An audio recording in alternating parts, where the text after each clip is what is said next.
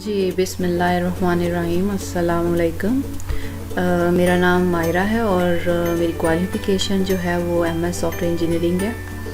और आज मैं एक कोर्स का जो है वो स्टार्ट करने जा रही हूँ जो है basics of computer. In this course हम लोग बेसिक्स थिंग्स अबाउट कंप्यूटर और इसकी एप्लीकेशंस के बारे में देखेंगे।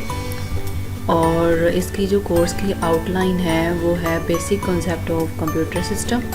इसमें हम कंप्यूटर के बेसिक कॉन्सेप्ट के बारे में डिस्कस करेंगे, history of computer, Microsoft Word, उसके features in Microsoft Word and Microsoft PowerPoint and features of power point.